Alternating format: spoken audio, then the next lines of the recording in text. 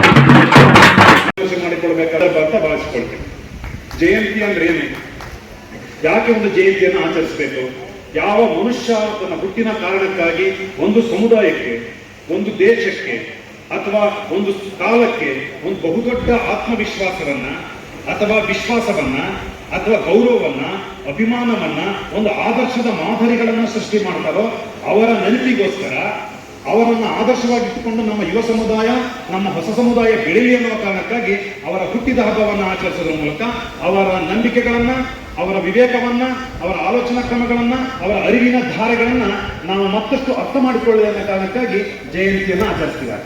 ಇಂಥ ತುಂಬಾ ಜಯಂತಿಗಳು ನಮ್ಮ ಈ ಕುವೆಂಪು ರಂಗಮಂದಿರದಲ್ಲಿ ನಡೀತಾರೆ. ಅದರಲ್ಲಿ ವಾಲ್ಮೀಕಿಯ ಜಯಂತಿಯು ಬಹಳ ಮುಖ್ಯವಾದದ್ದು ಅಂತ. ಯಾರು ವಾಲ್ಮೀಕಿ?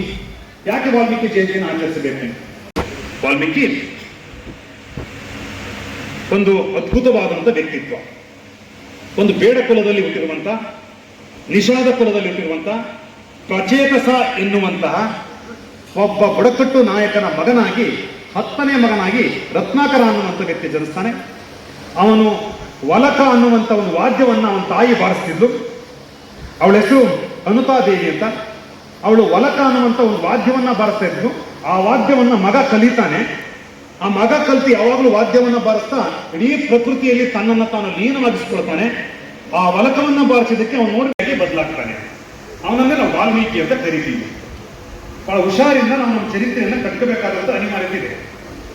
ಯಾಕೆ ಚರಿತ್ರೆಯನ್ನು, ನಮ್ಮ ಚರಿತ್ರೆಯನ್ನು ನಾವೇ ಕಟ್ಕೋಬೇಕಂತಂದ್ರೆ, ಯಾರ್ಯಾವುದೋ ಚರಿತ್ರೆಯಲ್ಲಿ ನಮ್ಮ ಚರಿತ್ರೆಯನ್ನು ಹುಡುಕ್ತಾ ಇದ್ದೀವಿ ನಾವು. ಯಾರ್ಯಾರೋ ಪುಣ್ಯ ಪುರುಷರಲ್ಲಿ ನಮ್ಮ ಪುಣ್ಯ ಪುರುಷರನ್ನ ಹುಡುಕ್ತಾ ಇದ್ದೀವಿ ನಾವು.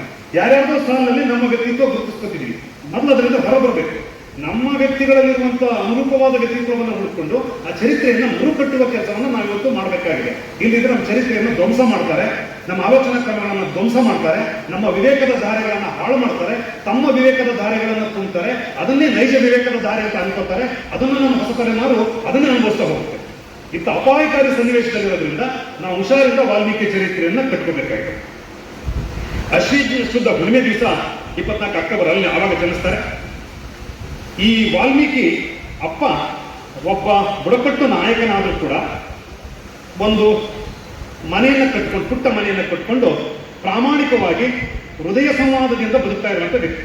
ಅವರ ಮಗನಾಗಿರ್ತಕ್ಕಂಥ ವಾಲ್ಮೀಕಿ ಹೊರ ಜಗತ್ತಿನ ಚಟುವಟಿಕೆಗಳಿಂದ ಹೊರಗೆ ಬಂದ ರತ್ನಾಕರ ಜನಸಾಮಾನ್ಯರ ಜೊತೆಗಿಂದ ಜನಸಾಮಾನ್ಯರ ದುಃಖಕ್ಕೆ ಕಾರಣಗಳೇನು, ನೋವಿಗೆ ಕಾರಣಗಳೇನು ಅನ್ನೋದನ್ನು ಹುಡುಕಕ್ಕೆ ಶುರು ಮಾಡ್ತಾರೆ. ಬಹಳ ಮುಖ್ಯವಾದದ್ದನ್ನು ನೀವು ಗಮನಿಸಬೇಕು. ಆ ಹೊತ್ತಿನ ತಾಮಸಾ ನದಿಯ ಸುತ್ತಮುತ್ತಲಿರುವಂತಹ ರಾಜಮನೆತನಗಳು ಎಷ್ಟು ದುಷ್ಟರಾಗಿದ್ರು, ಎಷ್ಟು ವಿವೇಕವನ್ನು ಕಳ್ಕೊಂಡಿದ್ರು, ಎಷ್ಟು ಭ್ರಷ್ಟರಾಗಿದ್ರು, ಹೆಂಗೆ ದಾಳಿಗಳನ್ನು ನಡೆಸ್ತಿದ್ರು, ದೌರ್ಜನ್ಯಗಳನ್ನು ನಡೆಸ್ತಿದ್ರು, ಹೆಣ್ಣುಮಕ್ಕಳ ಮೇಲೆ ಹೇಗೆ ದಾಳಿ ಮಾಡ್ತಿದ್ರು ಅನ್ನೋ ಕಂಡು ದುಃಖ ಪೀಡಿತನಾದಂತಹ ವಾಲ್ಮೀಕಿ ಒಂದು ಹೊಸ ಸಮಾಜದ ಆದರ್ಶದ ಪರಿಕಲ್ಪನೆಯನ್ನ ನಿರಂತರವಾಗಿ ಯೋಚನೆ ಮಾಡ್ತಿರ್ತಾರೆ. ಈ ಸಂದರ್ಭದಲ್ಲಿ ಒಂದು ದಿವಸ ಆಶ್ರಮಕ್ಕೆ ಬಂದಂತ ನಾರದ ಅವರಿಗೆ ಚರ್ಚೆ ಆಗತ್ತಿದ್ರು, ಮಾತಾಡ್ತಾ ಕೂತ್ಕೋತಾರೆ. ನಾರದ ಹೇಳ್ತಾನೆ, ನಾರದ ಕೇಳ್ತಾನಪ್ಪ, ಇಷ್ಟು ದೇಶ ಎಲ್ಲ ಹಾಳಾಗೋಗಿದೆ, ಈ ಸುತ್ತಮುತ್ತಲ ಸಮಾಜದ ನಾಯಕರಿಗೆ ಹಾಳಾಗ್ಬಿಟ್ರೆ ಹೇಗೆ ಅಂತ ವಾಲ್ಮೀಕಿ ಕೇಳಿದಾಗ, ಇಲ್ಲ ಇಲ್ಲ ಒಬ್ಬ ರಾಮ ಅಂತ ಇದ್ದಾನೆ, ನೀ ಬೇಕಾದ್ರೆ ಅವನೊಂದ್ಸರಿ ಯೋಚನೆ ಮಾಡು, ಅವ್ರ ಬಗ್ಗೆ ನೋಡ್ಕೊ ಅಂತ. ರಾಮ ಮತ್ತು ವಾಲ್ಮೀಕಿ ಒಂದು ಸಮಕಾಲೀನ. ಏನು ರಾಮ ಬಹಳ ಹಳದೇನಲ್ಲ, ವಾಲ್ಮೀಕಿಯ ಜೊತೆಗಿದ್ದಂತೆ. ವಾಲ್ಮೀಕಿ ರಾಮನನ್ನ ನೋಡ್ತಾ ಹೌದು ಒಬ್ಬ ಆದರ್ಶ ರಾಜ ಹೀಗಿದ್ದಾನೆ ಎನ್ನುವ ಪರಿಕಲ್ಪನೆಯೊಂದಿಗೆ ಅವನನ್ನ ಅಭ್ಯಾಸ ಮಾಡ್ಕೊಳ್ತಾನೆ. ಎಷ್ಟು ಚೆನ್ನಾಗಿದೆ ಕತೆ. ಇದಾದ ನಂತರ ಆ ಹೊತ್ತಿಗಾಗಲೇ ಬುಡಕಟ್ಟುಗಳಲ್ಲಿ ರಾಮನ ಬಗ್ಗೆ ಮತ್ತು ಹೊರಗಡೆ ಎಲ್ಲ ರಾಮನ ಬಗ್ಗೆ ಒಂದು ಹೊಸ ಪರಿಕಲ್ಪನೆಗಳಿತ್ತು, ಹಾಡುಗಳು ಶುರುವಾಗಿತ್ತು. ಆ ಕಥೆಗಳನ್ನೆಲ್ಲವನ್ನು ಸಂಗ್ರಹಿಸಿ ವಾಲ್ಮೀಕಿ ಒಂದು 8,000 ಪದ್ಯಗಳ ಒಂದು ಕೃತಿಯನ್ನು ರಚಿಸ್ತಾರೆ. ನೆನಪಿರ್ಲಿ ನಾನು, 8,000 ಪದ್ಯಗಳು. ಇವತ್ತು 28,000 ಪದ್ಯ ಆಗಿದ್ದಾರೆ. ಯಾರ್ಯಾರು ಸೇರಿದ್ರು, ಏನೇನು ಸೇರಿಸಿದ್ದಾರೆ ಅಂತ ಆಮೇಲೆ ಹೇಳ್ತೀನಿ. ಇದಾಗಿ ಅವತ್ತು ನಾರದನ ಜೊತೆ ಮಾತಾಡ್ತಾರೆ. ಮಾಡಿ ತಾಮಸ ನದಿಗೆ ತನ್ನ ಶಿಷ್ಯನಾದ ಭಾರದ್ವಾಜನನ್ನು ಕರೆದುಕೊಂಡು ಸ್ನಾನಕ್ಕೆ ಹೋಗುವ ಸಂದರ್ಭದಲ್ಲಿ ಒಬ್ಬ ಬೇಟೆಗಾರ ಒಂದು ಹೆಣ್ಣು ಹಕ್ಕಿ ಗಂಡು ಹಕ್ಕಿ ಬಹಳ ಮಧುರವಾಗಿ ಪ್ರಣಯದಲ್ಲಿ ತೊಡಗಿರುವಾಗ ಬೇಟೆಯಾಡಿಬಿಡ್ತಾನೆ. ಗಂಡು ಹಕ್ಕಿ ಬಿಟ್ಟು ಸತ್ತೋಗ್ಬಿಡುತ್ತೆ. ಹೆಣ್ಣು ಹಕ್ಕಿ ವಿಲಿವಿಲಿ ಒದ್ದಾಡಿಬಿಡುತ್ತೆ. ಯಾಕೋ ತುಂಬಾ ಕೇಡು ಅನ್ಸಕ್ಕೆ ಶುರುವಾಗುತ್ತೆ. ಕೇಡಿನ ವಿರುದ್ಧನೇ ನಮ್ಮ ಎಲ್ಲ ಸಂತರು ಮಾತಾಡಿದರು. ನಮ್ಮ ಕೇಡಿನ ವಿರುದ್ಧನೇ ನಮ್ಮೆಲ್ಲ ಸಂತರು ಮಾತಾಡಿದರು. ಭಾರತವನ್ನ ಬರೆದಂತ ವ್ಯಾಸ, ಸಂಸ್ಕೃತ ನಾಟಕಗಳನ್ನು ಬರೆದಂತ ಕಾಳಿದಾಸ,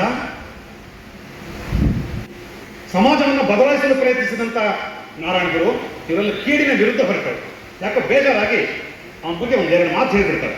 ಎಂತ ತಪ್ಪು ಮಾಡ್ಬಿಟ್ಟೆ, ನಿಮ್ಮಂತೆಲ್ಲ ಬದುಕಬಾರದು ಅಂತ. ಯಾಕೆ ಸಿಟ್ಟಿನಲ್ಲಿ ಹೇಳ್ಬಿಡ್ತಾರೆ. ಸಿಟ್ಟು ಬಂದದಕ್ಕೆ ಅವರಿಗೆ ಬೇಸರ ಆಗುತ್ತೆ. ವಾಲ್ಮೀಕಿಗೆ ಮನೆ ಬಂದದನ್ನ ಕಾವ್ಯವಾಗಿಸ್ತಾರೆ. ಅದೇ ಮುಂದೆ ರಾಮಾಯಣವಾಗಿ ಬದಲಾಗುತ್ತೆ. ಭೂಜಂತಂ ರಾಮರಾಮೇತಿ ಅಂತ ಬರೀತಾರೆ. ತುಂಬಾ ಸುಂದರವಾದ ಕಾವ್ಯ. ಪುಸ್ತಕ ಅಲ್ಲಿದೆ. ಯಾರಾದರೂ ಓದುವ ಅಭ್ಯಾಸ ಇದ್ದರೆ ದಯಮಾಡಿ ಒಂದೊಂದು ರಾಮಾಯಣದ ಕೃತಿಗಳನ್ನ ನಿಮ್ಮ ಮನೆಯಲ್ಲಿ ಇಟ್ಕೋಬೇಕು ನೀವು. ಯಾರು ಬರೆದದ್ದು ಅಂತ ಮತ್ತೆ ಅದು ಒಂದು ಹುಷಾರಿಂದಲೇ ಓದಿ ತಗೋಬೇಕಾದಂಥ ಸ್ಥಿತಿ ಇದೆ ಇವತ್ತು. ತುಂಬಾ ರಾಮಾಯಣಗಳು ಬಂದಾಗ ಆ ರಾಮಾಯಣಗಳನ್ನು ಓದಬೇಕಾದಂಥ ಸ್ಥಿತಿ. ಹಾಗಾದ್ರೆ ರಾಮ ಬರೆದದ್ದು ಚರಿತ್ರೆಯೋ ಪುರಾಣವೋ? ರಾಮನನ್ನ ಕುರಿತು ಬರೆದದ್ದು ಚರಿತ್ರೆಯೋ ಪುರಾಣವೋ? ವಾಸ್ತವದಲ್ಲಿ ರಾಮಾಯಣ ಒಂದು ಚರಿತ್ರಾವಾಗಿದೆ. ಅದು ಪುರಾಣ ಅಲ್ಲ. ಪುರಾಣ ಆಗಿದ್ದು 13ನೇ ಶತಮಾನ. ಅದು ಚರಿತ್ರಾವಾಗಿದೆ. ಚರಿತ್ರೆಯಲ್ಲಿ ಯಾಕಂದ್ರೆ ಕಣ್ಣಾರೆ ಕಂಡು ಬರೆದಿರುವಂಥದ್ದು, ಕಲ್ಪನೆ ಮಾಡಿ ಬರೆದದ್ದಲ್ಲ. ಕಣ್ಣಾರೆ ಕಂಡು ವಾಲ್ಮೀಕಿ ಪ್ರತಿನಿತ್ಯ ರಾಮನ ಆಡಳಿತವನ್ನು ನೋಡ್ತಾ, ಶ್ರೀರಾಮಚಂದ್ರನ ಆಡಳಿತವನ್ನು ನೋಡ್ತಾ ಬರೆದಿರುವಂಥದ್ದು. ಈಗ 20,000 ಶ್ಲೋಕಗಳಾಗಿ ಬದಲಾಗುತ್ತೆ. ರಾಮನ ವಾಲ್ಮೀಕಿಯ ಮುಕ್ತಾಯದ ಹಂತಕ್ಕೆ 20,000 ಶ್ಲೋಕಗಳಾಗುತ್ತೆ. 5 ಸರ್ಗಗಳಲ್ಲಿ 5 ಕಾಂಡಗಳು, 500 ಸರ್ಗಗಳಿವೆ.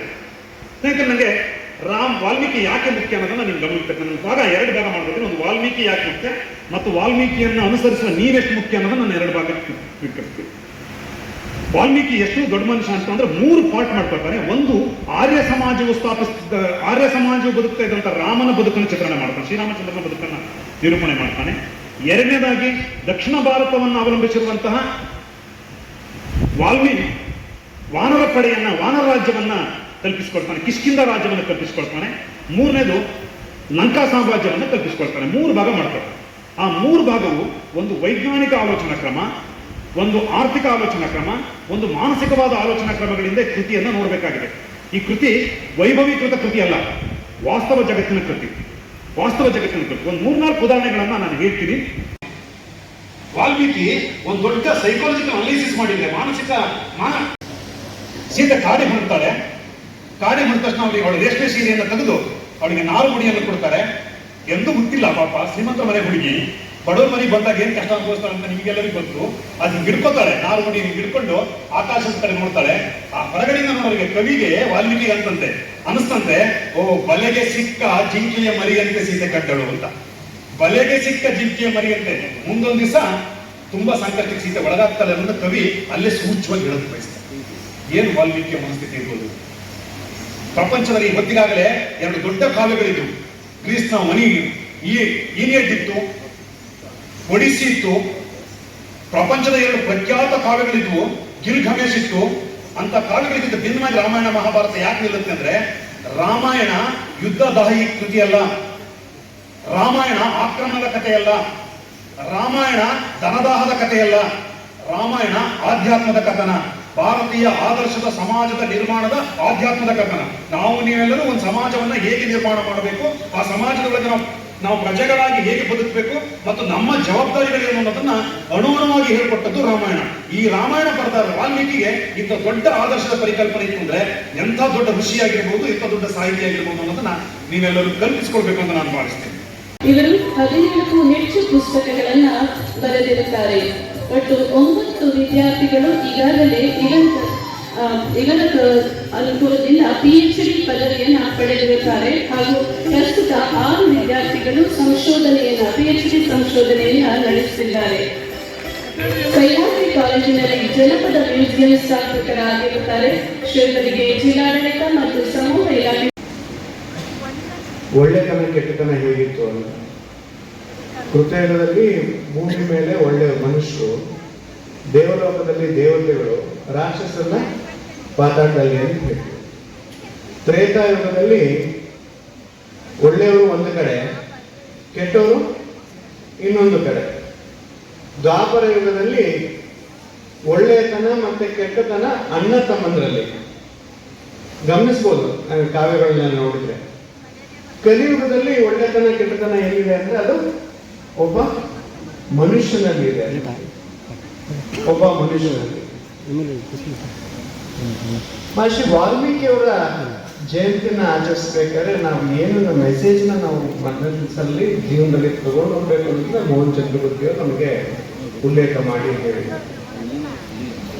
ಒಬ್ಬ ಸಾಮಾನ್ಯ ವ್ಯಕ್ತಿ ಅವನಿಗೆ ಹಕ್ಕಿಗೆ ಬಾಣ ಇಟ್ಟು ಹೊಡೆದಾಗ ಅವನಿಗೆ ಬೇಜಾರಾಗಿ ಅವನಿಗೆ ಆತ್ಮಾವಲೋಕನ ಮಾಡಿಕೊಂಡಾದ್ಮೇಲೆ ಅವನಿಗೆ ಸುಮಾರಷ್ಟು ಮಾರ್ಪಾಟ ಆಯಿತು ಅಂತಂದ್ರೆ, ಅಂದ್ರೆ ಒಂದು ಸಂಸ್ಕಾರ ಸಿಕ್ತು ಅಂತ. ಆ ಸಂಸ್ಕಾರವು ಪ್ರತಿಯೊಬ್ಬರಿಗೂ ಬೇಕು, ಬಹಳ ಮುಖ್ಯ. ಯಾಕೆಂದ್ರೆ ಮಣ್ಣಿಗೆ ಸಂಸ್ಕಾರ ಸಿಕ್ಕರೆ ಮಡಕೆ ಆಗುತ್ತೆ, ಕಲ್ಲಿಗೆ ಸಂಸ್ಕಾರ ಸಿಕ್ಕರೆ ಶಿಲೆ ಆಗ್ತದೆ, ಸಗಣಿಗೆ ಸಂಸ್ಕಾರ ಸಿಕ್ಕರೆ ವಿಭೂತಿ ಆಗುತ್ತೆ, ನೀರಿಗೆ ಸಂಸ್ಕಾರ ಸಿಕ್ಕರೆ ತೀರ್ಥ ಆಗತ್ತೆ, ಅನ್ನಕ್ಕೆ ಸಂಸ್ಕಾರ ಸಿಕ್ಕರೆ ಪ್ರಸಾದ ಆಗ್ತದೆ. ಹಾಗೆ ಮನುಷ್ಯನಿಗೆ ಸಂಸ್ಕಾರ ಸಿಕ್ಕರೆ ಮಹಾದೇವ ಆಗ್ತಾನೆ. ಮಹಾದೇವ ವಾಲ್ಮೀಕಿ ಜಯಂತಿಯಿಂದ ನಾವು ತಗೋಬೇಕಾಗಿರೋದು ಮೆಸೇಜ್ ಏನಂದ್ರೆ, ನಮಗೆ ಸಂಸ್ಕಾರ ಬೇಕು, ನಮ್ಮ ಮಕ್ಕಳಿಗೆ ಒಳ್ಳೆಯ ಸಂಸ್ಕಾರ, ಒಳ್ಳೆಯ ಸಂಸ್ಕೃತಿನ ಕಲಿಸ್ಬೇಕು ಅನ್ನೋದನ್ನೇ ಇವತ್ತಿನ ಉಲ್ಲೇಖ ಇತ್ತು.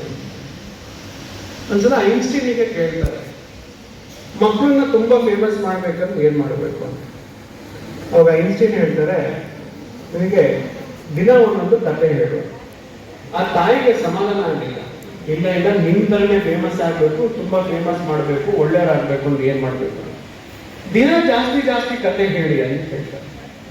ಯಾವಾಗ ಈ ರೀತಿಯ ಕತೆಗಳನ್ನ, ರಾಮಾಯಣದಲ್ಲಿರುವಂತಹ ಕತೆಗಳನ್ನ ಉಲ್ಲೇಖ ಮಾಡ್ತಾ ಹೇಳಿ, ಲಕ್ಷ್ಮಣ ಸೀತಾ ಮಾತೆ ಅಂದ್ರೆ ತಾಯಿ ತರ ನೋಡ್ತಾ ಇದ್ದ. ಹಾಗಾಗಿ ಅವ್ರು ಯಾವತ್ತೂ ಸೀತೆಯನ್ನ ಪರಿಪೂರ್ಣವಾಗಿ ನೋಡಿಲ್ಲ, ಬರೀ ಕಾಲನ್ನ ಮಾತ್ರ ನೋಡಿಲ್ಲ. ಹಾಗಾಗಿ ಕಾಲಿನಲ್ಲಿ ಇರುವಂತ ಗೆಜ್ಜೆಯನ್ನ ನೋಡಿ ಅದನ್ನ ಐಡೆಂಟಿಫೈ ಮಾಡ್ಬೋದು, ಇದು ಕರೆಕ್ಟ್, ಹೌದು ಸೀತೆ ಇದೇ ಜಾಗದಲ್ಲಿ ಕರ್ಕೊಂಡು ಹೋಗಿದ್ದಾರೆ ಅನ್ನೋದನ್ನ, ಈ ಡೈರೆಕ್ಷನ್ ಕರ್ಕೊಂಡು ಹೋಗಿರೋದನ್ನ ತೋರಿಸ್ಕೊಟ್ಟಂತ ಒಂದು ಉಲ್ಲೇಖ ಬರ್ತದೆ. ಅಂದ್ರೆ ಎಷ್ಟು ಒಳ್ಳೆಯ ಮೆಸೇಜ್ ಇದೆ. ಲಕ್ಷ್ಮಣ ರೇಖೆಯನ್ನ ಹಾಕಿದ್ರೆ ಯಾವುದೇ ಕಾರಣಕ್ಕೂ ದಾಟಬಾರ್ದು ಅಂತ ಹೇಳಿ ಲಕ್ಷ್ಮಣ ರೇಖಾ ಅಂತ ಹೇಳಿ, ಲಕ್ಷ್ಮಣ ರೇಖಾ ಅಂತ ಹೇಳಿ ಕಾಕ್ರೋಚಿಗೂ ಬರೀತೀವಿ, ಅದು ಬೇರೆ ಪ್ರಶ್ನೆ. ಬಟ್ ಆದ್ರೂ ಲಕ್ಷ್ಮಣ ರೇಖೆಯನ್ನ ಹಾಕಿದ್ದು ಕೂಡ ಅದನ್ನ ದಾಟಬಾರ್ದು ಅಂತ ಯಾರೋ ಒಬ್ರು ವ್ಯಕ್ತಿ ಅಥವಾ ತಿಳಿದವರು ಅಥವಾ ಅಂದ್ರ ಅವನ್ನ ಹೇಳಿದನ್ನ ದಾಟಬಾರ್ದು ಅನ್ನೋ ಒಂದು ಪರಿಕಲ್ಪನೆಯನ್ನು ಕೂಡ ರಾಮಾಯಣದಲ್ಲಿ ಬರ್ತದೆ.